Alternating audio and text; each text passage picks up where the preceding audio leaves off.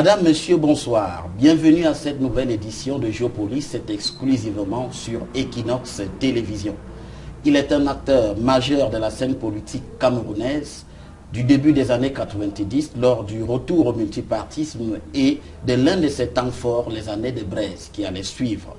En outre, à cette qualité s'ajoute celle d'expert des questions de défense dans lesquelles il a exercé officiellement pour le compte du Cameroun. Victorin Améné-Bielleux, puisqu'il s'agit de lui, par ailleurs président de l'Union des forces démocratiques du Cameroun, UFDC, est un acteur de première main de la vie politique camerounaise ces 30 dernières années. Avec nous ce soir, il évoque la question de l'unité nationale, les problématiques sécuritaires et les scrutins de 2018 au Cameroun. Bonsoir Victorin Améné-Bielleux. Bonsoir Guy, bonsoir, merci pour l'invitation. Je suis très heureux d'être avec vous, notamment à la place qu'a occupée il y a quelques jours l'ambassadeur des États-Unis, qui est un des partenaires majeurs des relations diplomatiques du Cameroun. Donc ça fait un plaisir d'être avec vous et de parler de ces problèmes qui aujourd'hui prennent une ampleur ou bien une importance capitale pour notre pays. Donc, merci, c'est également Equinox Télévision qui vous remercie d'avoir accepté de venir nous éclairer sur un certain nombre de sujets. Vous qui en savez tant, vous qui avez un parcours très éloquent sur la scène politique camerounaise. Alors, Victorin Améné-Bielleux, vous êtes né en 1949, mais cela ne suffit pas pour vous présenter. Qui êtes-vous? Oui, je suis un Camerounais comme les autres. Je suis né de parents, mon père, M. Bielleux Raphaël, qui est mort il y a belle lurette, qui était infirmier en Consamba. Quand il est mort, ma mère est entrée dans la profession médicale aussi, elle était infirmière auxiliaire à l'hôpital toujours de Consamba, où je suis né moi-même. Et bon, je suis issu d'une famille très nombreuse. Parce que nous sommes 12 frères et sœurs, donc 11 vivants, donc il y a un qui est décédé depuis.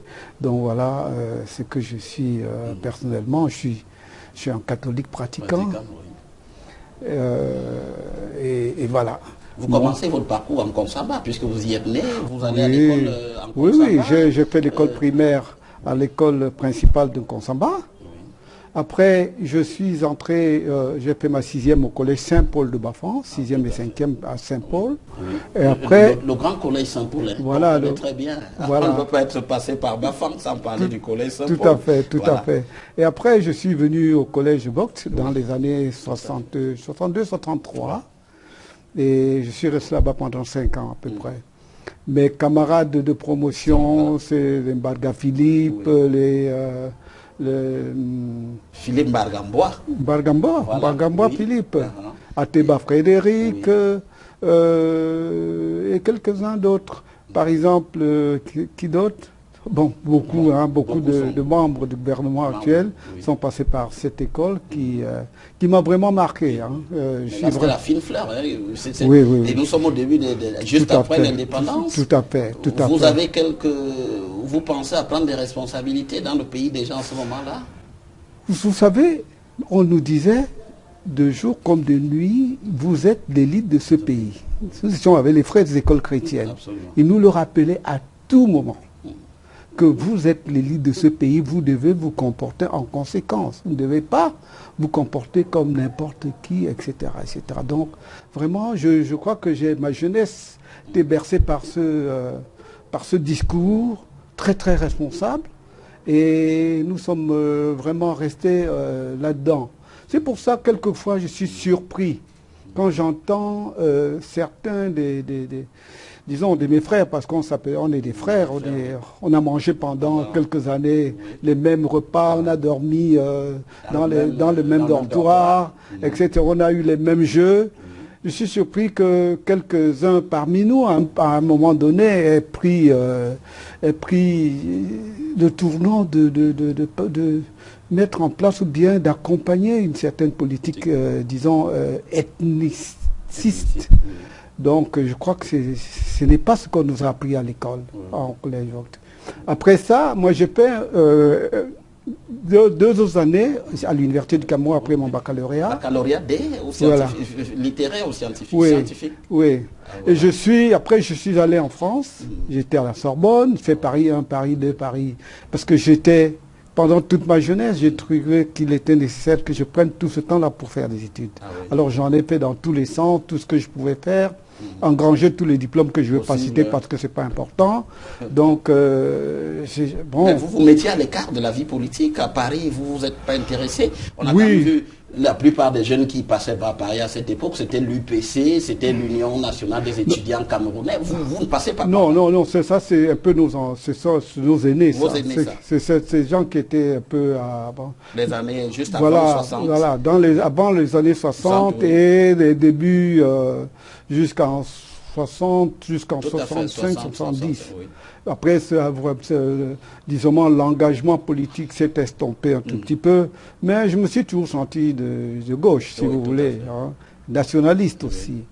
Et quand vous êtes à Paris, et pour vos études, vous n'avez pas de contact à la Sorbonne, il n'y avait pas... Non, vraiment, ce n'était pas la grande préoccupation. Et surtout que, vous savez qu'à l'époque, il y avait une certaine indélicatesse entre les étudiants et le gouvernement camerounais. Ce n'était pas encore fini. Les relents des années 60 étaient encore là, avec la répression qu'on a connue de l'UPC. Donc tout était là. Donc vraiment, en ce moment, quand nous arrivons à l'université, on est vraiment beaucoup plus enclin à faire des études qu'à... Mais on avait quand même des relations avec certains hommes, avec certains milieux politiques, notamment le Parti socialiste. Je peux vous dire que dans ces années-là, le Parti socialiste était vu par tous les étudiants, pratiquement, et tous les Africains comme un parti qui pouvait apporter du nouveau à la politique française.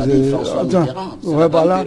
Oui, le Parti socialiste de Mitterrand. La recomposition de ce Parti socialiste. Voilà. Quand nous arrivons en 81, quand Chirac bat Mitterrand à l'élection présidentielle, vraiment c'était la tristesse dans nos milieux.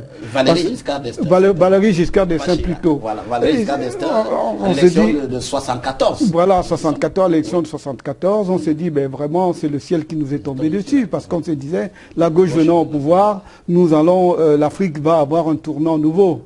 Mais on s'est rendu compte avec l'arrivée après en 81, quand Mitterrand arrive au pouvoir, que la politique française n'est pas faite de sentiments, mais des intérêts des Français, et que ça ne change pas comme ça du tout. Voilà. Donc, la différence entre la gauche et la droite en France en matière de politique africaine, tout ça, elle est vraiment ténue. Et pratiquement inexistant. C'est les intérêts de la France qui comptent. C'est les grands intérêts, les grands groupes français en Afrique qui dictent pratiquement la politique française en Afrique, qu'il ne fallait pas s'attendre à des grands bouleversements ou à des miracles. Bon, c'est sur ça que... Donc vous aviez espéré que les dictatures, par exemple, s'écroulent avec François Mitterrand. Mais il n'en est rien. Il est toujours là, ce couture est là, on a crié. Tout à fait. Bien sûr, tout le reste de la Tout à fait. On avait même l'illusion de se dire, quand ils seront là, ils organiseront le départ de tous ces gens qui étaient au pouvoir depuis 25-30 ans. Malheureusement, quand ils sont au pouvoir, c'est la Franc-Afrique qui a prévalu. Et la politique française en Afrique n'a pas bougé d'un iota. Et les relations sont restées des relations avec un grand relent colonial. Donc c'est comme ça que ça s'est passé. Je crois qu'aujourd'hui, ça n'a pas beaucoup changé non plus. C'est pratiquement la même chose. Et la question du franc CFA est là pour montrer que cette politique est beaucoup plus pérenne que ce que l'on croit et que leurs intérêts sont beaucoup plus ancrés que quelques déclarations idéologiques des uns et des autres. Donc, vous passez un doctorat, vous obtenez un doctorat en défense. Dans ces années-là, dans les années 70-80, dans les universités françaises, il y a... C'est-à-dire que les officiers français, après la guerre, toute la guerre d'Indochine et la guerre des indépendances, beaucoup d'officiers français viennent s'investir à l'université et apportent avec eux cette idée d'amener les problèmes de défense du strict milieu militaire au milieu civil. C'est comme ça qu'il y a des gens comme le professeur Dabzi, l'ambassadeur de Rose, etc., Jacques Hutzinger, qui viennent et introduisent au sein de l'université les études de défense nationale. Et j'ai la chance d'être parmi les premiers qui en profitent parce que n'y allait pas non plus qui voulait. Et c'est comme ça que j'ai fait des études de défense après ma licence, au niveau de la maîtrise et au niveau de DEA. Et j'ai soutenu une thèse en matière de défense sur le thème géopolitique, géostratégique, le cas de l'Afrique australe. Donc voilà le sujet de ma thèse. Vous n'avez pas travaillé sur l'Afrique centrale.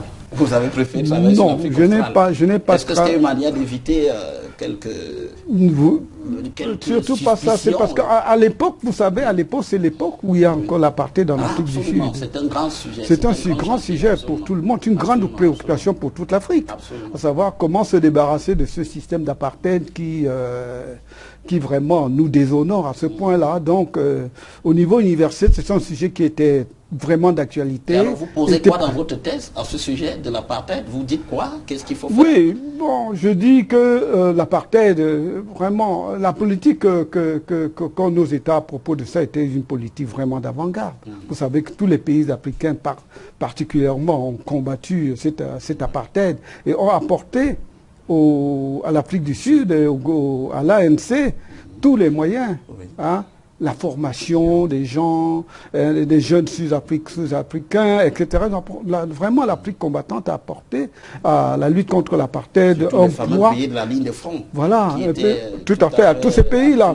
Et vous savez qu'à l'époque, l'apartheid était soutenu par les États-Unis de manière forte. Et l'Angleterre aussi. Oui, et l'Angleterre. Oui. Pratiquement toutes les puissances, même la France qui se disait, avec quelques entreprises françaises étaient très très florissantes en Afrique du Sud. Donc, vous savez, alors, c'était un sujet vraiment d'actualité et un sujet que le milieu universitaire aimait traiter. Parce que vous savez aussi qu'il fallait faire des pressions sur ces puissances coloniales pour que les choses changent. Hein, vous savez que les États-Unis soutenant l'apartheid, il était très très difficile qu'au niveau du Conseil de sécurité, que l'on prenne la moindre résolution contre l'apartheid. Donc c'est pour ça que j'ai choisi, avec l'appui de mes professeurs, hein, notamment M. Jacques Hutzinger, j'ai choisi cette thèse pour essayer d'apporter ma contribution à la résolution de ces voilà, à la résolution de son problème. Et la géopolitique étant simplement la prise en compte dans les décisions, dans l'étude et dans l'évaluation des politiques, des constantes et des variantes géographiques d'un pays. Oui, hein, sa situation, son relief, etc. Et vous obtenez une mention oui, j'obtiens une mention pas honorable, mais une mention néanmoins. Oui. Et avant la soutenance de ma thèse, quand j'ai eu mon DEA, j'ai écrit à la présidente de la République du Cameroun que bon voilà, je suis prêt à revenir, etc. Bah, ça n'a pas tardé, hein. On m'a répondu. Je crois que c'est M. Boissamil qui était secrétaire général de l'époque. Et il me répond, il me dit que non, vous avez une place, venez. Et quand j'ai fini ma thèse au mois de, je crois, de décembre, au mois de janvier. Décembre 81. 80. Au mois de janvier 81, j'étais déjà au Cameroun et j'ai commencé à travailler. À la présidence. À la présidence de la République, oui. Je vous en prie. Et vous faisiez quoi? Quel était votre travail? Non, j'étais au secrétariat permanent à la défense nationale, qui était le secrétariat du Conseil supérieur de la défense. Donc vous comprenez l'ampleur de... Qui était coiffé par... Vous aviez un grand chef, le secrétaire? Oui. Notre patron, c'était M. Kamé Samuel. Ah, Samuel Kamé. Kamé Samuel, que beaucoup de gens connaissent. Oui. Pas toujours de bonne manière. Voilà, pas toujours de bonne manière. La réputation de M. Kamé Samuel, on m'a dit qu'elle a précédé. Tout à fait. Et j'ai eu l'occasion de recevoir son fils sur ce plateau. Je ne sais pas si vous avez vu ce programme. Oui. M. Bobda Kamé, qui écrit beaucoup également. Voilà. Notamment du maquis dans le Bamileke. Tout à fait. Donc les thèses sont toujours très très critiquées. Oui, c'est sûr, vous savez, être le fils de Kamé, avoir des thèses très en flèche contre le pouvoir est peut-être difficile. Donc, mais moi, mais vous avez travaillé sous Kamé Samuel. Oui, c'était mon patron, c'était au secrétariat permanent, c'était lui. Et vous savez que c'était un homme politique de tout premier ordre. Absolument. Ah oui, un des amis de Biya, des amis d'Aïdjo, dans la création de l'UNC, de l'UC, de l'UNC. Et ça, c'était un monsieur très très puissant. Oui, mais est-ce que vous, quand vous étiez Victorin Menimbiele, quand vous étiez en France, ou quand vous avez fait votre parcours de jeune Camerounais, vous aviez déjà quand même cette idée, vous aviez lu des choses sur Samuel Kamé, notamment sur la répression politique à l'ouest du Cameroun. Vous n'aviez pas une appréhension? Non, je n'avais pas d'appréhension. D'abord, quand j'y arrivais, c'est après, c'est dans les informations que j'ai appris que c'est lui qui était le secrétaire permanent. Parce que, et en plus, j'avais pas de raison d'avoir des appréhensions. Je venais dans un système, dans un régime, je venais pas à la place, je ne venais pas pour quelqu'un. Oui. Il s'est fait qu'il était mon patron et qu'on a eu de très très bonnes relations. Ah, je sais que c'est quelqu'un qui a vraiment eu de bons sentiments pour moi. Ah, et je peux vous assurer, quand il était là, il m'amenait chez les amis, les membres du gouvernement. Hein? Les André Tchougui, tout ça, il me disait, ah voilà, etc., etc. C'était une présentation qui était vraiment très très importante. Je ne peux pas dire le contraire de ce côté, absolument. Même si les gens le critiquent. Et je peux vous assurer que j'ai travaillé au secrétariat permanent à la Défense nationale. Et j'ai pu compulser beaucoup de documents. Et même aux archives de la présidence. J'ai compulsé énormément de documents là-bas. Bon.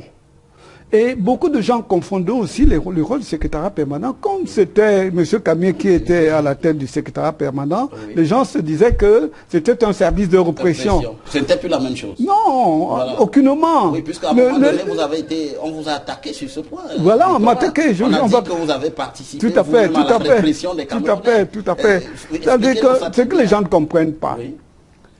Le secrétariat permanent n'avait pas de service extramuraux de la présidence. C'est le secrétaire du Conseil supérieur de la défense. C'était pas un service de renseignement, ce n'était pas un service de police, ce n'était pas un service, c'était une centralisation, c'est-à-dire qui était à la base d'un certain nombre de décisions et d'organisations de contrôle des systèmes de défense, mais on n'avait pas... je n'avais pas le pouvoir d'aller à la BRM et de dire que torturer monsieur tel ou bien battre monsieur ceci. En tout cas, je ne l'aurais jamais fait, hein, parce que c'est pas dans... Si on vous l'avait demandé, vous ne l'auriez jamais fait. Ce n'était pas dans vos missions, dans toutes les manières. Non. Et vous restez combien de temps à la présidence? Je suis resté déjà 7 ans. Oui. Et après, notre service a été malencontreusement dissous pour faire le nouveau ministère de la Défense. Parce qu'avant, c'était le ministre des Forces armées. Tout à fait. Et on a fusionné tout ça pour créer le premier ministère de la Défense. Et on nous a infectés au ministère de la Défense. Je dis malencontreusement parce que les gens ont mal conseillé le président et on lui a... Parce que la preuve, c'est qu'aujourd'hui, on a encore recréé pratiquement ce Conseil supérieur de la défense avec monsieur Atangandji. C'est-à-dire qu'il faut un service qui va... Parce que c'est... Imaginez, vous avez la police, vous avez la gendarmerie, vous avez l'armée, vous avez les services, le service de renseignement, vous avez tous les fonctionnaires qui, dans un département ministériel, doivent être chargés des problèmes de défense et de sécurité parce que c'est des activités spécifiques. Mais il faut une organisation pour prendre tout ça ensemble et pendant des moments de crise comme aujourd'hui, donner une véritable orientation aux problèmes de la défense de ce pays. Donc on avait dit au président Biya qu'il fallait créer un ministère de la Défense et on reverserait... Non, ce n'est pas nous qui avons demandé. Oui, non, pas vous. C'est les militaires qui, à un moment donné, pour augmenter leur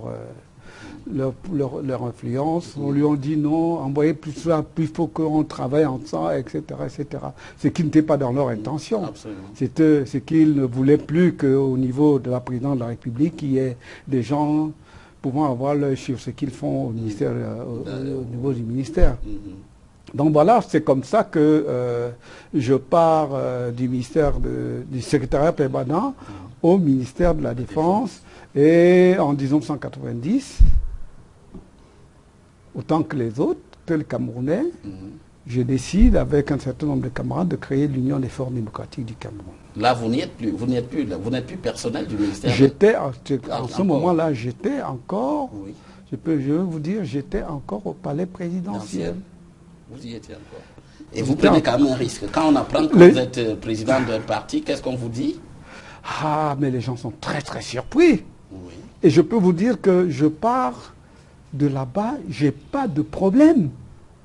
Comme je vous l'ai dit, j'étais parmi les gens qui ont créé RDPC, l'UNC. Vous êtes allé au congrès de Bamenda en 1985. J'étais au congrès de Bamenda comme organisateur, oui. pas spectateur, comme organisateur, avec... je crois que les gens qui étaient avec nous à l'époque, qui étaient à peu près du même âge, il y avait Demi Mb, il y avait l'ancien délégué gendarmerie. Denis Sekani.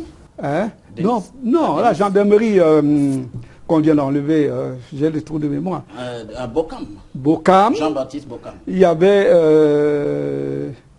on était comme ça, une petite dizaine de jeunes qui étaient, à l'époque on était encore tout jeunes, c'est nous qui organisions avec les anciens, avec l'Indumba, avec François Sengako. Voilà, François Sengako, l'Indumba, qui était vraiment les patrons des choses, mais c'est nous qui étions là en tant que jeunes, en tant que jeunes cadres de l'administration, qui étions là pour apporter notre contribution intellectuelle et notre vigueur. Puisque si l'on fait une certaine comptabilité, il n'y a que 5 années qui séparent le congrès du RDPC de vous, la création de votre parti en 90. Est-ce que cela voudrait dire qu'en 85, vous ne croyez pas beaucoup en ce qu'on mette en place un nouveau parti unique, le RDPC? Ayant déjà eu l'UNC, vous disiez quoi? Vous étiez contraint simplement à y aller ou non, je n'étais pas contraint. Vous aviez des convictions alors que non, vous savez, d'abord quand on change le RDPC, quand on change l'UNC en RDPC au Congrès, tout le monde n'est pas d'accord. Ah bon? Non. Il y a des gens qui sont pour que l'UNC reste ou alors tout le monde. C'était un congrès de l'UNC. Tout à fait. Et quand on allait à ce congrès, rien n'indiquait qu'on allait pour créer un autre parti ou bien pour changer la dénomination du parti. Oui, mais c'est un débat d'ailleurs qui a souvent eu cours. Voilà. C'est-à-dire, est-ce qu'il est possible qu'on convoque un congrès de l'UNC et que le transformer en RDPC? Est-ce qu'on peut convoquer une réunion de la famille Biele? Voilà, et en faire une affaire de la famille Zogo? Voilà. Nous étions à Bamenda vers la fin du congrès, un soir, comme ça, là, on va en réunion, et c'est au cours de ces réunions que les gens nous disent que non, le parti va changer de l'UNC à RDPC. Tout étonné. Tout étonné. Peut-être que les gens qui étaient dans les secrets des dieux de l'époque étaient au courant, mais nous qui étions les gens responsables, on est venus pour organiser le congrès du parti et éventuellement transmettre le pouvoir au nouveau président. Mais on n'est pas venu pour recréer un autre parti, etc. etc. Et qu'est-ce qui va se passer en ce moment? Vous me dites qu'il y a eu des gens qui étaient opposés. À quel degré? Disons que les gens... on était tous surpris. Oui. Tout le monde était surpris. Oui. Et après, on se demandait, mais quelle est l'opportunité? Pourquoi ça sert? Pourquoi est-ce qu'on va changer le parti? Oui, il y a bien des gens qui surtout que la passation du pouvoir du président Ahidjo au président Biya n'est pas due à un mécontentement populaire ou bien à une désaffection ou à une mauvaise politique.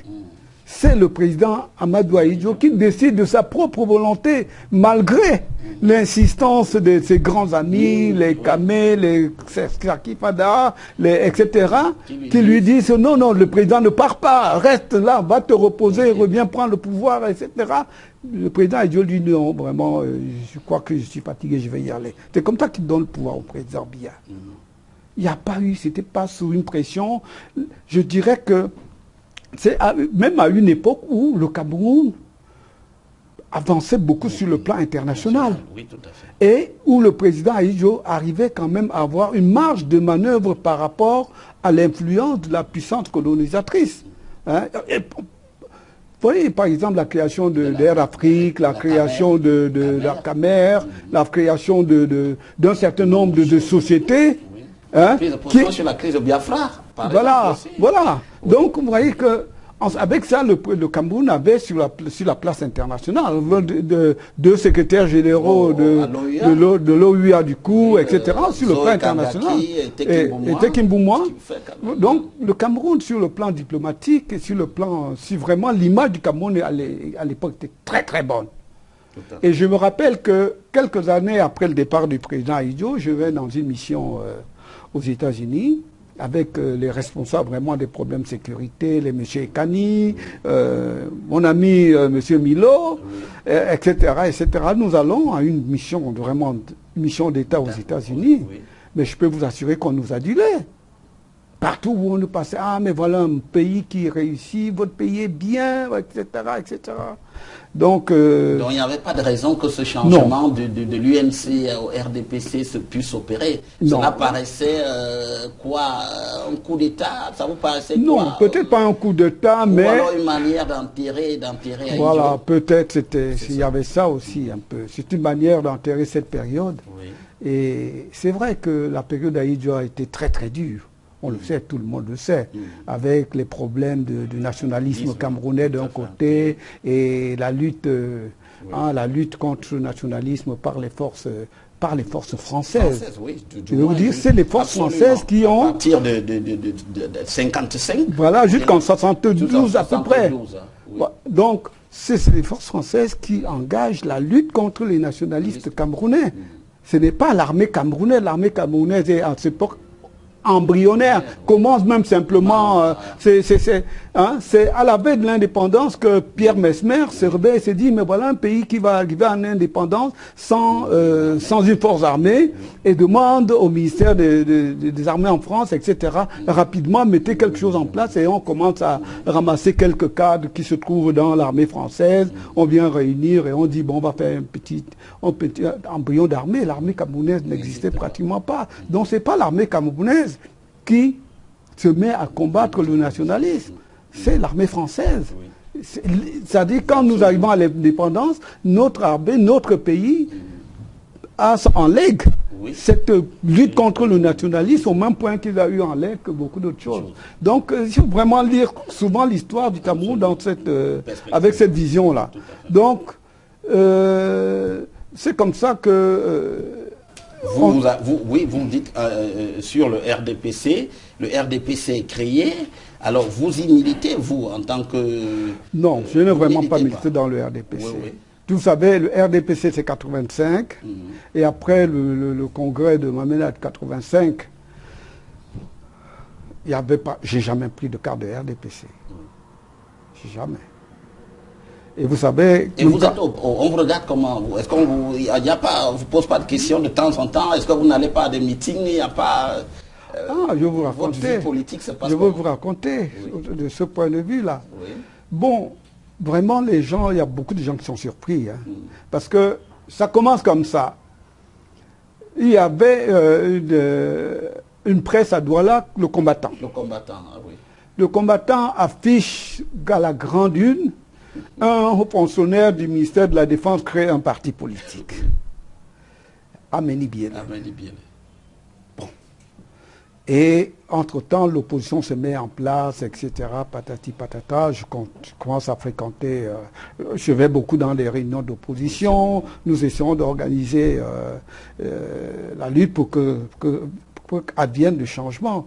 Parce qu'il faut rappeler qu'en 90, c'est d'abord l'UNC et le RDPC qui vient, c'est un parti. C'est les mêmes gens, hein. Tout à fait. C'est les mêmes gens, il n'y a même pas de changement là-dedans. Ils sont au pouvoir depuis 57. Hein? Oui, tout à fait. Et jusqu'en 90, c'est les mêmes types. Dis-moi quand même. Hein? Il y a d'autres Camerounais, nous sommes aussi là, on peut quand même faire quelque chose. Donc c'est comme ça, c'était ces idées-là. Et un peu de jeunesse aussi avec. Hein?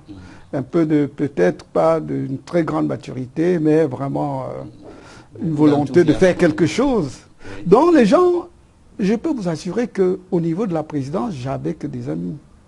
Et même du pouvoir, Oui. j'avais un de mes grands collaborateurs qui était l'ami de longue date du président Paul Biya, Monsieur Mva Albert, Scherer. qui est Scherer, Oui. qui a travaillé pendant des années Mm-hmm. avec moi au secrétariat permanent à la Défense nationale, et qui était vraiment, c'était un ami, voire un frère. Donc, de ce côté-là, je n'avais pas de problème. Je vous ai parlé tout à l'heure de M. Milo. Oui, Milo. tout à fait. Milo, quand il arrive à la première fois à la présidence, parce que vous savez que Milo a eu des problèmes pendant la période d'Aïdjo. Oui, tout à fait. Et quand, je peux dire que c'est moi qui l'invite un jour à venir à la présidence de la République pour qu'on discute des problèmes de défense-sécurité, parce qu'il était chargé des problèmes de la protection civile à la délégation. C'était pas la haute personnalité. Tout à fait. Donc, etc. Donc, j'avais que des amis. Oui. Tout le monde pensait que j'étais du système. Et donc, quand je vais dans l'opposition, c'est la surprise générale. C'est un coup de tonnerre. Oui. Tout à fait. Quelques années après, je rencontre M. Akame Foumou, Oui. qui est un homme que j'aime bien, qui est un bon ministre, qui est un bon administrateur, qui a de très grandes qualités, je peux vous assurer. Il me demande, mais Victorin, en fait, qu'est-ce qui t'est arrivé? Pourquoi tu es allé dans l'opposition? Pourquoi tu es allé dans l'opposition? Hein? Je lui dis, oh, vous savez, hein? Il fallait que de l'autre côté, il y ait quand même des gens qui vous donnent, qui vous donnent le change, oui. hein? Etc., etc. Et que bon, un peu de jeunesse avec, j'ai cru que je pouvais... faire bouger les lignes. Voilà, que je pouvais faire bouger les lignes, etc. Mais ils n'ont pas. Même eux ne me le pardonnent pas jusqu'aujourd'hui. Alors, vous avez perdu quoi? Des privilèges? Vous aviez droit à quels privilèges? Vous les avez perdus? Quand j'étais à la présidence? Ah oui, bien sûr. Ou bien, quand même, vous avez beaucoup d'amis dans ce milieu-là. Ils ne vous appellent plus? Ils ne veulent même plus me voir. Il y a des amis qui étaient au gouvernement à l'époque, mais quand on se rencontrait néanmoins dans les rencontres officielles, dans les réceptions dans les ambassades, etc., parce qu'en ce moment-là, on était très, très, très, très appuyé par un certain nombre de représentants diplomatiques. Mais ils se défilaient, ils ne voulaient même pas me saluer. J'étais obligé quelquefois de forcer, de dire que, mais comment, toi tu ne me salues pas? Parce qu'ils voulaient se défiler. Hein? Donc, non, bon, c'est les gens qui, je crois que c'est les gens qui n'avaient pas compris le sens de toutes ces choses-là. Donc, mais vous étiez, oui, 90, vous avez participé à une émission Antenne Libre. Hein, voilà, Antenne Libre. Voilà, alors, vous avez vu dans cette émission qui parlait du multipartisme, les prémices du multipartisme au Cameroun, c'est qu'il fallait en penser. Oui. Comment cette émission vous a vu quand même un peu en difficulté? Non, je n'avais pas été en difficulté. Oui. C'est parce que, comme je vous ai dit tout à l'heure, j'étais encore en service à la présidence de la République. Et cette rencontre avait été désignée, c'est le président lui-même qui a demandé à CRTV d'inviter moi, il y avait le professeur Lep, il y avait Coca, oui. Il y avait, je crois, une troisième personne. Nous étions tous des jeunes intellectuels. Là, c'est le président qui leur a demandé de prendre notre point de vue sur le multipartisme. Parce que c'est au moment où se créait le multipartisme et que le RDPC avait manifesté contre le multipartisme précipité, que le président dit, mais il dit ça, bah, dites à demandez à ces jeunes-là qu'ils vous donnent leur point de vue. C'est comme ça que nous arrivons à cette émission. Et au cours de l'émission, Albert Mbida dit, mais Ameni, toi, tu es au secrétariat permanent, qu'est-ce que tu sais de la mort de Mpondo? Pondo qui était directeur général de je crois que c'est des hydrocarbures. Voilà. Qui a été assassiné. Qui a été assassiné avec sa femme et son enfant. Oui. Ah, moi, ça m'a révulsé. Oui. Je n'ai pas pu tenir. Et je lui ai répondu, si c'est le président qui vous a dit ça, allez lui dire qu'il ne connaît pas les structures de services qui sont sous lui. Je dis ça en pleine télévision. C'était... mais vous savez, c'était à l'époque où, quand on disait Monsieur Paul Biya, président de la République, il fallait... Chef de l'État. Chef de l'État. Alors quelqu'un qui vient, un de ceux qui dit le président, et etc. quelqu'un qui travaille à la présidence. Voilà. Ah oui, qui le dit quand même. Ça, c'est ça qui a... Alors c'était quoi? C'était une accusation oui, contre c'était une vous, accusation forte, qui supposait quoi? Que vous auriez su un certain oui, ça nombre veut de dire que choses, il dit que c'est le secrétariat, que c'est au secrétariat permanent qu'on a orchestré l'assassinat de Pondo. Oui. Et bon, comme je vous ai dit tout à l'heure, j'ai vérifié, j'ai compulsé les documents de ce secrétariat permanent et même les archives de la présidence. Je n'ai jamais eu cette opinion de cette manière-là. Et en plus, j'ai dit, mais comment? Moi, j'arrive au Cameroun en 81, 80, et Pondo est mort, je crois, en 75, 76. En ce moment, je suis encore étudiant à l'étranger. Comment on peut venir c'est pas simplement parce que je travaillais au secrétariat permanent de la défense nationale qu'on doit mettre une accusation aussi grave sur mon dos. Hein? C'est pour ça que j'ai réagi avec beaucoup de vigueur. J'ai dit que non, vraiment, monsieur Mbida, etc. Lui-même, il s'en souvient aujourd'hui, quand il me voit, il rigole. Ah bon. on est restés de bons amis. Et les suites de cette émission, c'est quoi au palais? Comment est-ce qu'on a apprécié ça? On vous a pas... Non, oui. Non. On ne m'en a pas tenu rigueur. Oui. Non. Après, comme je vous ai dit, j'étais dans les voyages aux États-Unis, j'étais ceci dans les services de sécurité, parce que bon... Donc, j'ai pas, de ce côté-là, j'ai pas... Oui. Je dois dire que la décision d'aller dans l'opposition, c'est une décision personnelle. Et sans aucune contrainte. Hein? Au contraire, j'ai perdu beaucoup de choses que j'aurais pu... Je vous assure que si j'avais été là, je serais ministre depuis belle lurette, depuis fort longtemps. Si puisque de temps en temps, d'après certaines informations, le président prenait des nouvelles, dit ah, qu'est-ce qu'il est devenu, etc., etc. Bon, donc, comme si j'étais allé de l'autre côté. Oui, tout à fait. Vous auriez et même après, oui. J'ai été invité par René Ona à sa demande du président pour savoir si j'étais prêt à être ministre. Non, pas à venir travailler avec ces gens.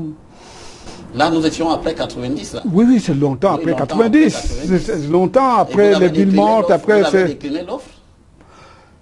Je n'ai pas donné un oui massif, plein massif, parce que habituellement, quand c'est comme ça, tout le monde est dans tous ces états. Vous savez, moi, c'est comme je disais à notre ministre, chacun est né comme il est né. Hein. Oui. Hein? Il y a des gens qui apprécient beaucoup d'autres choses. Et dernièrement, encore il n'y a pas longtemps, quelqu'un certainement qui est du côté du pouvoir, il vient, il me dit, bon, monsieur Amini, etc., est-ce que vous êtes prêt à discuter avec le RDPC pour que, etc., bon, voilà, c'est ce qu'on... Vous savez ce que je lui ai répondu? Je n'ai pas envie d'être ministre. Je lui ai dit tranquillement, je ne veux pas être ministre. À la limite, j'aurais aimé être membre du Conseil constitutionnel. Malgré ça, ça n'a pas été bon. C'est une péripétie de la vie. C'est un choix. Hein. J'ai refusé. C'est au moins 3-4 fois. Bon. Alors, vous avez les années 90, c'est naturellement le retour au multipartisme.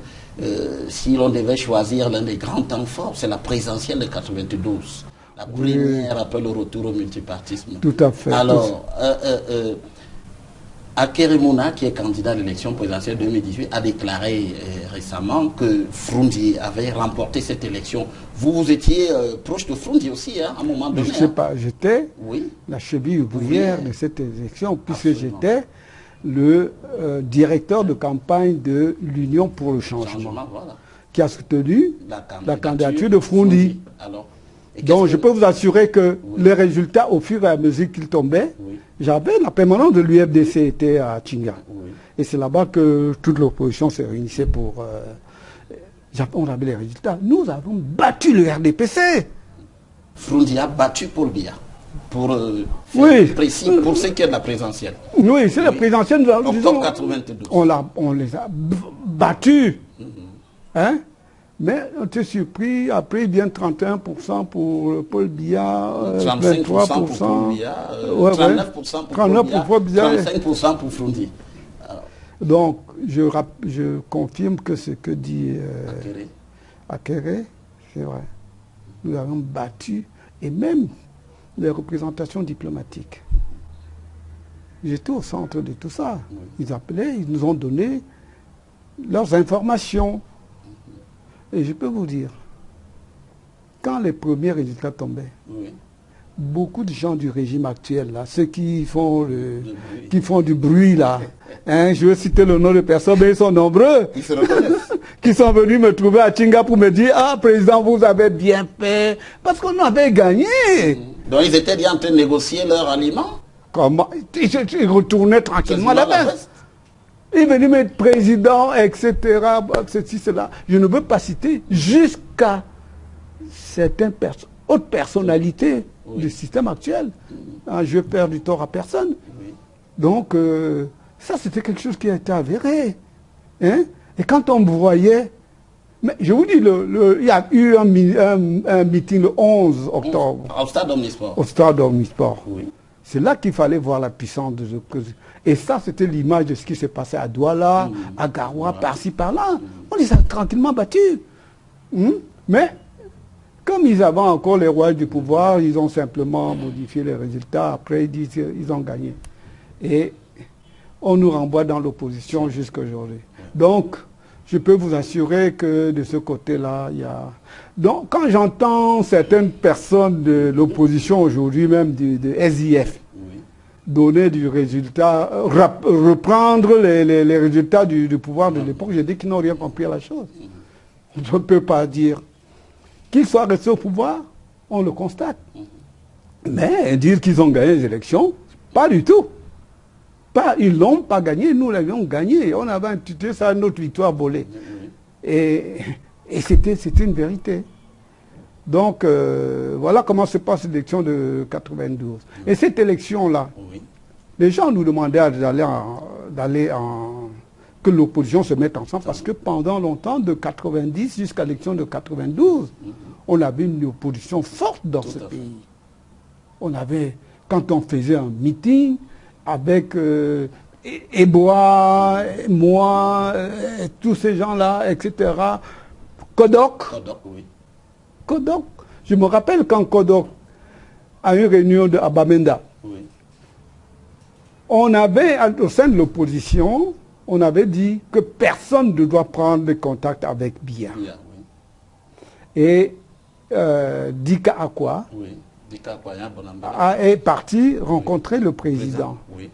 Et nous avons décidé au sein de cette opposition-là, de l'Union pour le changement, de l'expulser de l'Union pour le changement. Et je me rappelle que Kodok était avec nous à une réunion à Bamenda. Il nous a dit, ne faites pas ça, ne chassez pas l'UPC de l'Union. Parce que si vous le faites, ce sera une erreur grave. Si vous le faites, vous nous retrouverez le lendemain de l'autre côté. Il m'a dit, au cours d'une réunion, on était assis côte à côte. Et malgré cela, on s'est entêté, on a exclu Dika Akwa et ça a mis en route le processus qu'on a connu de l'intégration de l'UPC avec le pouvoir. Donc, avec le recul, vous dites que avait raison. Vous n'aviez pas vu cela comme ça. Vous savez, le jeu qu'il a joué après, avec MDR tout à fait, vous comprenez que si on était resté dans une opposition vraiment soudée, si on était allé dans cette sélection ensemble, on aurait eu une opposition et il n'y aurait pas eu le renversement que l'on a connu, ou l'UNDP... Lors des législatives de 92. Voilà, absolument. Où l'UNDP allait, etc. Donc, je pense que si on était... Et cette désunion de l'opposition, c'est ça que nous sentons jusqu'à aujourd'hui. Parce que après les élections après les présidentielles de 92, M. Eboa et moi, qui étions les principaux soutiens de la candidature de Froundi à l'élection de 92, nous allons à Bamenda et rencontrer Froundi pour lui dire que bon, nous avons gagné les élections, nous avons été volés, Mais il faut que nous maintenions l'union, qu'on maintienne ce pacte qui était très très fort pour aller aux législatives.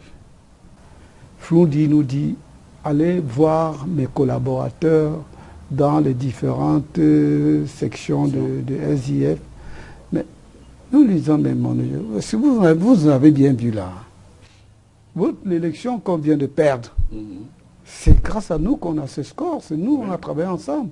Et tu ne veux pas te permettre de nous dire d'aller voir tes subalternes pour régler un problème qui doit se régler. Voilà là où commence le désaccord de l'opposition. Vous trouvez qu'il vous prend de haut?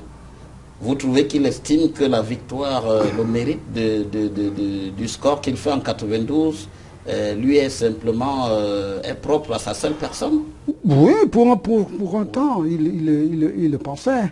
Et il y a eu toujours au sein du SIF disons, une vision un peu hégémonique. De qui? Des partis politiques. C'est-à-dire que c'est le parti le plus important. Oui. C'est lui qui doit gouverner. C'est lui qui doit être là. Tout le monde doit s'inféoder à ce parti-là. Mais les résultats semblent lui donner raison, non, pour ce président Ménébiel.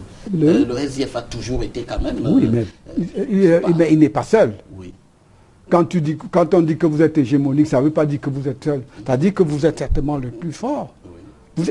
Et c'est vrai, nous le contestons. Personne ne l'a contesté. C'était le parti le plus populaire de l'époque. Et c'est même pour ça que nous l'avons choisi comme notre flag bearer, comme on disait à l'époque, notre porte-drapeau pour aller à l'élection présidentielle. Mais est-ce que ça veut dire que nos partis n'existaient pas? Et que quand on doit discuter avec elle, tu dois tellement dire, ah bon, si vous voulez, hein, allez vous mettre en rang dans mon parti, puis quoi encore? Non, c'est ça où il y a cette incompréhension. Et ça se ressent jusqu'aujourd'hui. Il faut changer ce point de vue. Et je dis, un général, quand il va à la bataille, certes, il a le plus gros des troupes, mais quand il a même un de ses soldats qui a peut-être été blessé, mais qui est encore valide, il essaie de le soigner pour le remettre au front. Il ne dit pas, bon, celui-là, c'est fini, qu'est-ce qu'il est par rapport à mes troupes, il n'est rien. Non, c'est une mauvaise politique. C'est une mauvaise vision des choses. Donc, quand il y a eu ça, on lui a dit que non, c'est pas comme ça. Certes, on est allé à cette élection-là. Il a gagné par-ci, par-là, mais on sait où on en est aujourd'hui. C'est que pour refaire cette opposition, comme on l'avait fait en 90, c'est extrêmement difficile aujourd'hui, voire impossible à mon sens. Parce que je connais tout ce monde-là. Il manque quoi? Il manque quoi pour refaire ça? Non, il ne manque pas. Il y a un ego démesuré des uns et des autres. Déjà en 90, quand il faut choisir le candidat de l'opposition, moi, directeur de campagne, j'ai fait le tour de tous ces leaders. Directeur de campagne de front. De l'Union pour le changement. Oui, tout à fait, du candidat. À ce titre, je fais le tour des partis politiques. Je vais voir Bello, oui, qui est résident en ce moment à l'hôtel Mancel. Je vais voir Ndam. Je vais voir qui d'autre qui était encore... Kodok. Non, je n'ai pas rencontré Kodok. Oui. Je vais voir tous ces gens-là. Je leur dis, vraiment, il est nécessaire que...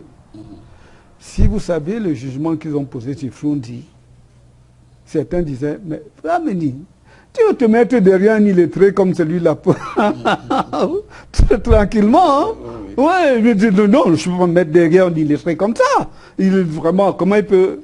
Il a dit que non, il ne s'agit pas de ça maintenant, il s'agit de voir qui est le plus populaire, qui peut nous conduire à la victoire. Oui, mais là, Ekindi était avec vous quand même. Ekindi était d'accord avec vous. Jean-Jacques Ekindi. Non, Jean-Jacques Ekindi est venu très longtemps après. En 92 quand même. Ouais. Il était candidat à cette élection, mais qu'est-ce qu'il vous a dit à ce sujet? En tout cas, je n'ai pas rencontré Jean-Jacques. Ah, vous ne l'avez pas rencontré. Non, Samuel Ebois, après la scission de l'UNDP et la création du MDP, absolument.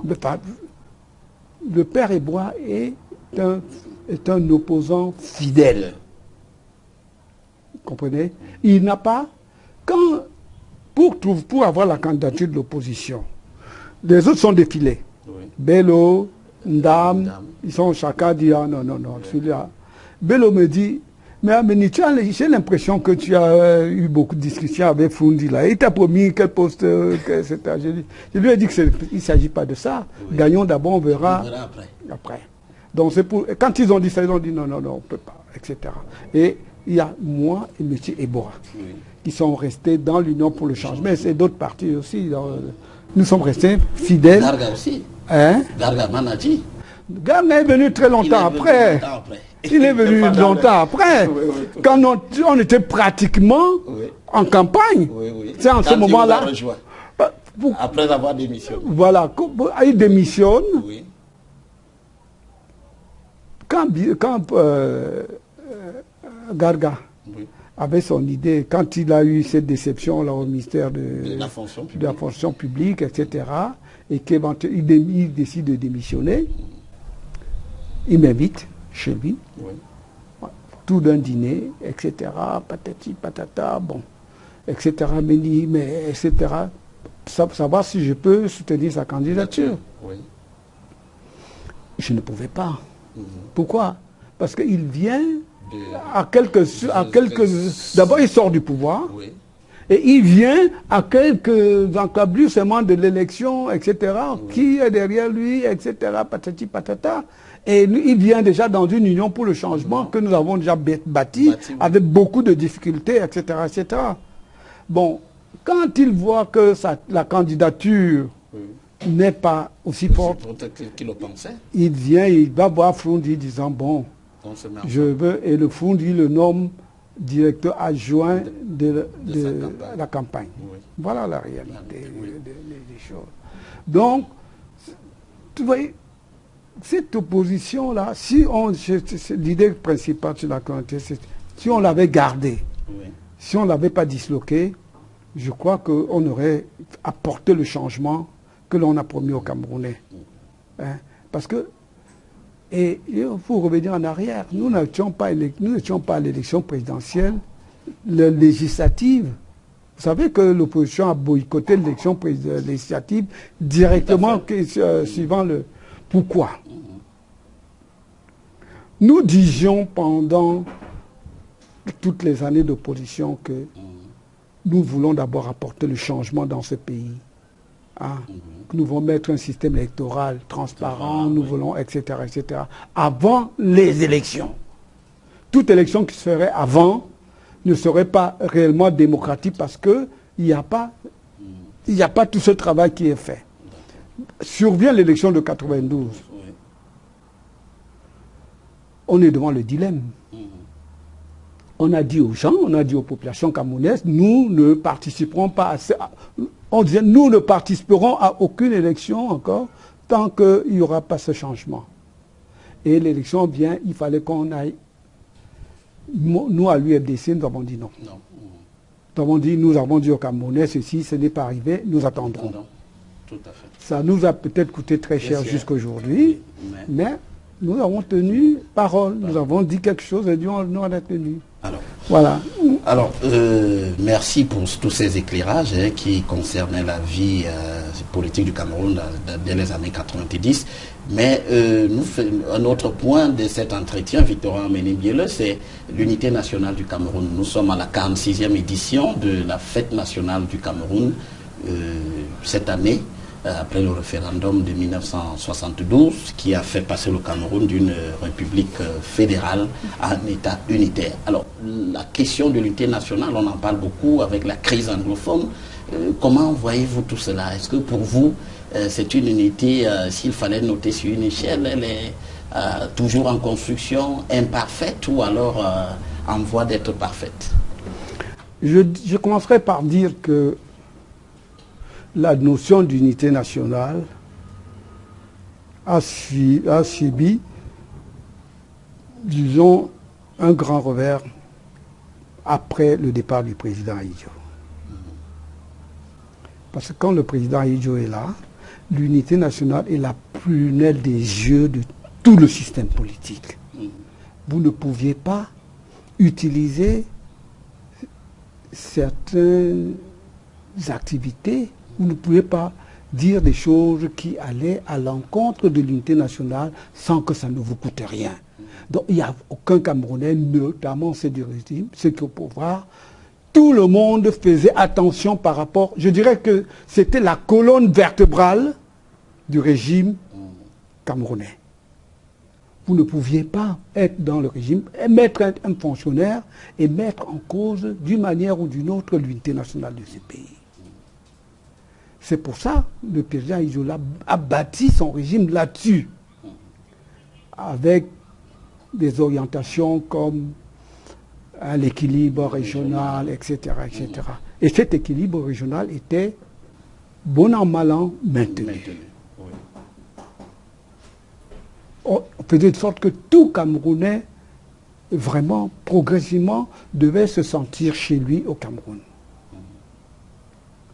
Par exemple, à l'époque, vous ne pouviez pas, vous ne pouviez pas, ce qu'on a mis dans la Constitution de 96, soi-disant, les autochtones. Voilà, les autochtones et les halogènes, vous ne pouviez jamais entendre ça du temps du régime. L'unité nationale, c'était quelque chose d'extraordinaire.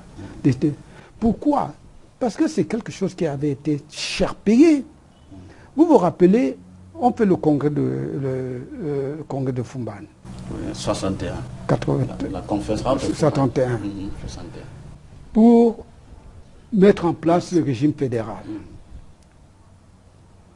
Il y a d'un côté les gens qui disent qu'il faut aller à la fédération et les autres qui disent que non, allons directement au système d'État unitaire.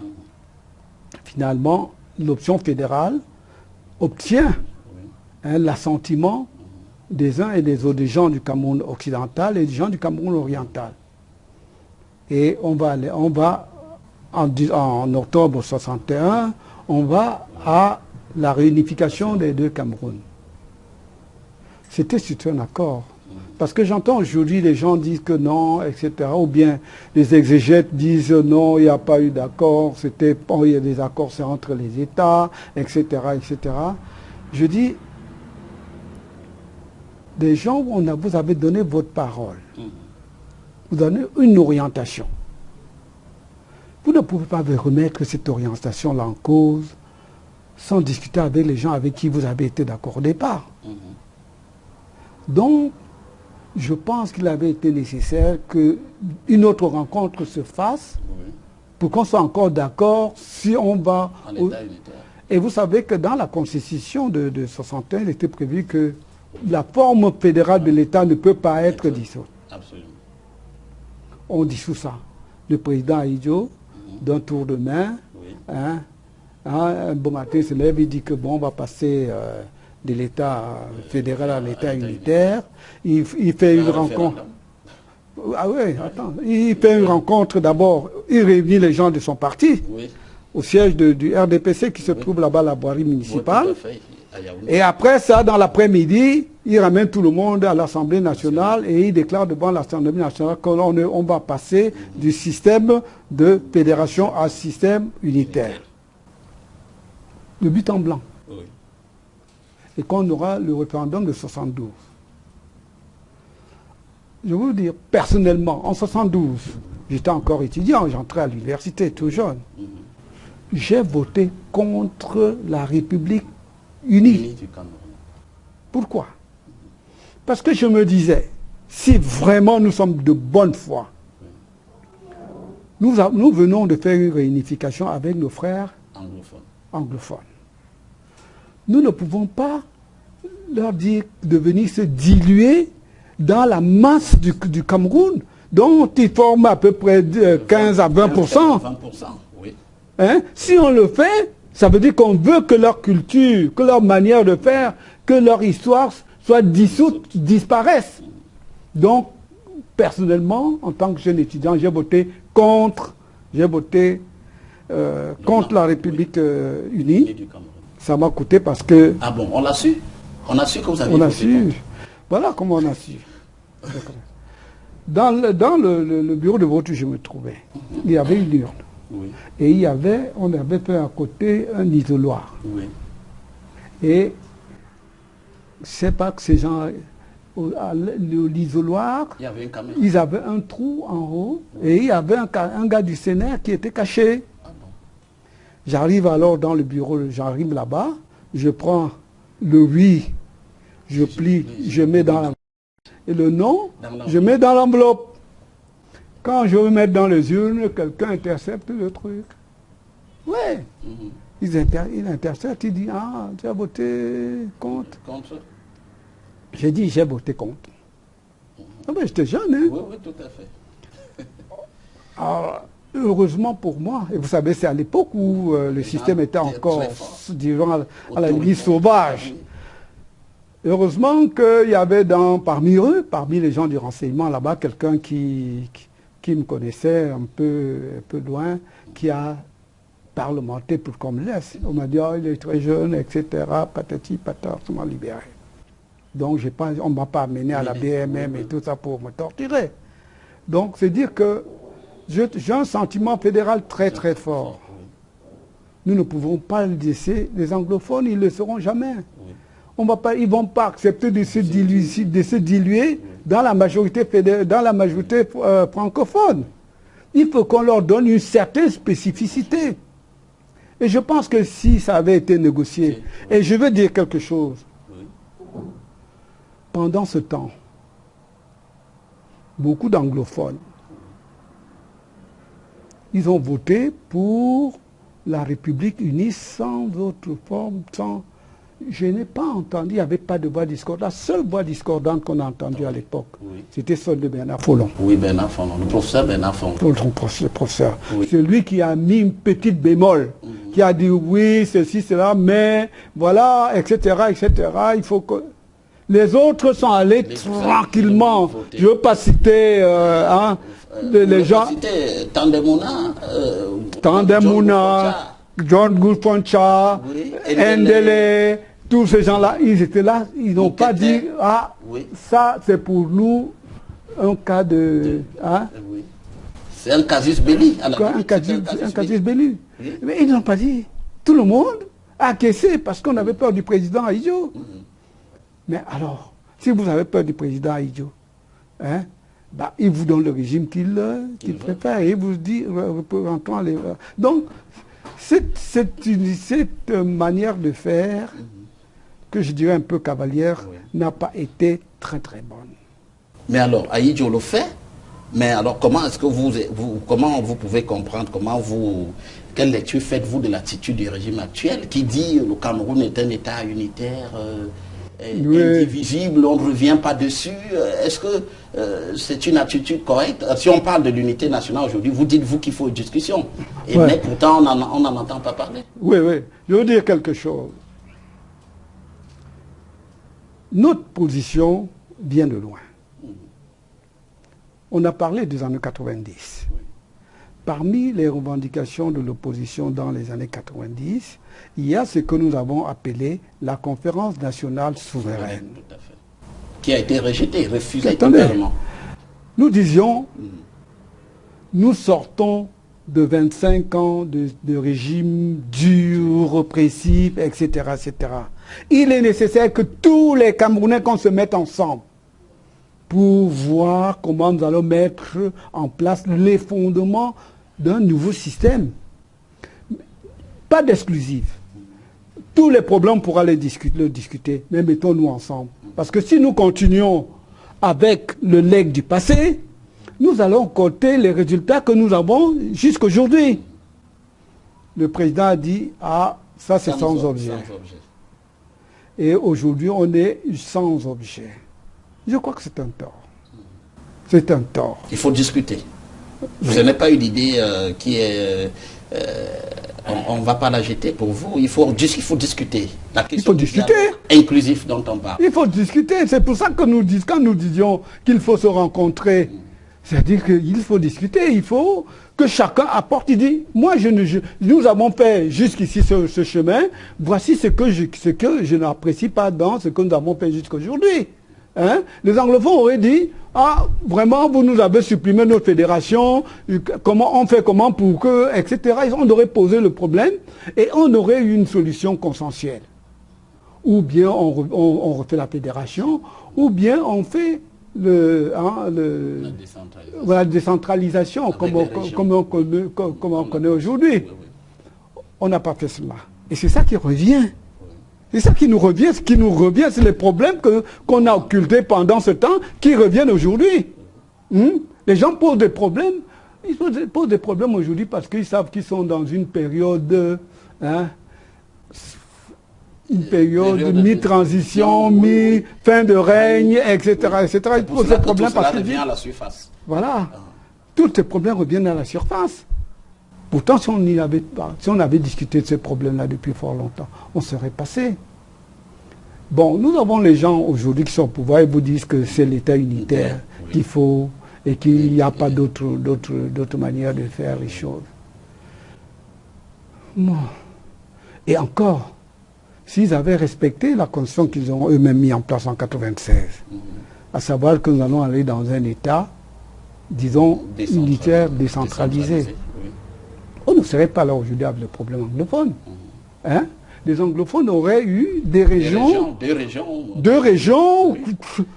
dans lesquelles ils prendraient leurs décisions, etc., etc. On ne l'a pas fait. L'État unitaire décentralisé a deux piliers importants. Le premier, c'est le législatif local et l'exécutif local. C'est-à-dire que les pouvoirs qui partent de Yaoundé, que ça parte localement. Que les gens prennent les décisions localement sur les problèmes qui les concernent. Mais je ne vois pas en quoi ça va affaiblir un État central. C'est simplement parce que les gens se tapent le torse et disent « Ah, ben, nous sommes pas, nous ne pouvons pas. » Et si on l'avait fait depuis 1996, ça fait combien d'années là, on aurait réellement avancé. On vous dit « Ah oui, l'État, mais la décentralisation avance, etc. etc. » J'en ai entendu quelqu'un, je ne sais pas, votre émission, mais il disait, je pense, il dit la décentralisation avance. Mais je dis la décentralisation avance en attendant. Une commune ne peut pas faire un conseil municipal sans l'avis du préfet. Il ne peut pas prendre une décision sans l'avis du préfet. Si le préfet n'est pas d'accord avec la décision, il casse la décision. Non, c'est parce qu'il faut que le pouvoir local ait un vrai pouvoir qui puisse décider des problèmes de leur région. Et c'est de ça qu'il s'agit. Et je crois que si on avait fait ça depuis 1996, je crois que les anglophones n'auraient pas de raison aujourd'hui de dire que revenons à la fédération ou bien, etc., ou bien de prendre les armes pour aller combattre le régime au pouvoir. C'est parce que nous n'avons pas tenu nos promesses. Et ça fait la deuxième fois. La première fois, on fait la réunification, on dissout sans demander leur avis. La deuxième fois, on dit on va mettre la décentralisation en place. 24 ans après, ce n'est pas fait. Alors, vous comprenez? Vous comprenez qu'il y a de l'amertume. Même s'ils n'ont pas fait avant. Tout le monde savait que c'est un problème. Et beaucoup d'anglophones qui s'agitent aujourd'hui pour dire « Ah, le système décentralisé ». Je vous assure, c'est des faux jetons. Ah, c'est des faux jetons? Ah oui, pour la plupart, c'est des faux jetons. Quand vous discutez avec eux, ils sont tous des fédéralistes. Ah oui? Ah oui. Mais en public, ils disent le contraire. Voilà, en public, vous dites que non, puisque le président a dit c'est la décentralisation. Oui, vous savez, la décentralisation, à la limite, ils critiquent même leurs frères qui demandent le fédéralisme alors qu'au fond d'eux-mêmes, ils sont tous au moins fédéralistes. Je dis au moins fédéralistes. S'ils ne sont pas, non, je ne dirais pas qu'ils sont sécessionnistes. Non. Oui, Pour la plupart, ils sont fédéralistes. Oui. Vous comprenez? Donc il faut le dire. Même si ça va vous coûter quelque chose. Vous comprenez? On revient encore à la situation de 72. Avec les Poncha, les Ndélé, les autres qui nous disent qu'ils n'ont pas le courage de dire non, vraiment, ce que nous voulons, c'est la fédération. Vous comprenez? Et c'est Kennedy qui dit qu'il faut avoir du courage en politique. Quand vous avez quelque chose qui vous prend, vous savez que c'est quelque chose qui vous est intrinsèque. Vous prenez le courage pour dire non. Même comme vous nous forcez à faire telle chose, là, nous ne sommes pas d'accord. Vous comprenez? Et c'est ça qui manque à beaucoup de Camerounais, et notamment à nos frères anglophones. Aujourd'hui, ils voient des gens aller en brousse, etc., etc. On coupe assis, dit que ce titre-là. Mais vous croyez que tous ces gens qui sont en brousse dans le nord-ouest, dans le sud, les gens ne savent pas là où ils sont?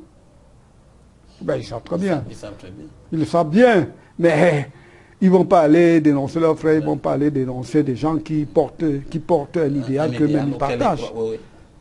Voilà, c'est donc je dis l'unité nationale. Donc l'argument selon lequel Kamado Edjo avait avancé et que certains ont souvent repris ces temps-ci, que la fédération avait coûté cher, comment il vous paraît? Il vous paraît pertinent? Oh, vous savez, hein, avec l'argent qu'on dépense à faire autre chose, je crois que ça n'aurait pas, cet argent aurait permis de financer la fédération.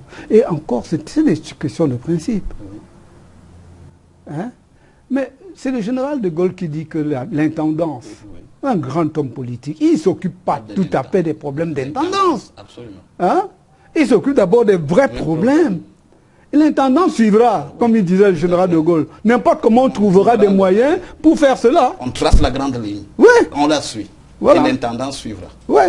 Donc, quand on nous dit que ça coûtera cher, certainement, qu'est-ce qui ne coûte pas cher? Il y a des institutions aussi qui sont inutiles, qui nous coûtent cher, mais elles sont là. Hein? Je prends le Sénat. Le Sénat, il sert à quoi? Aujourd'hui, là. Zéro. À zéro. Ça ne sert à rien du tout à dépenser l'argent dépenser l'argent public.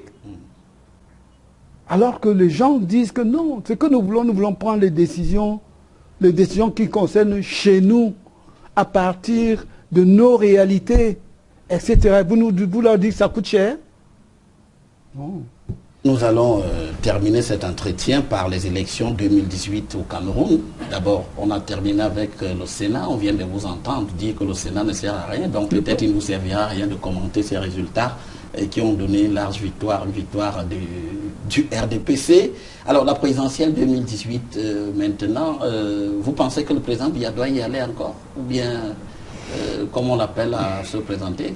Oui, avant d'y aller, parler un peu du Conseil constitutionnel, oui. Parce que c'est la cheville ouvrière aussi de notre système.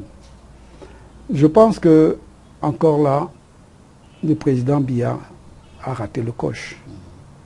La constitution du Conseil constitutionnel aujourd'hui ne reflète pas disons, la diversité. On me dira qu'un conseil, ce n'est pas une assemblée nationale. Mais quand même, on a besoin de savoir que il y a un certain nombre de forces qui s'équilibrent au sein de cette institution-là.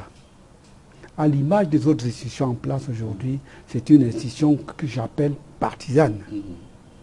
Parce que là-dedans, il n'y a que les gens du RDPC. Mais il y a quand même M. Paul Cuy du SDF. Oui, lui. Ouais, un singleton dans une... Qu'est-ce qu'il va bien dire là-dedans?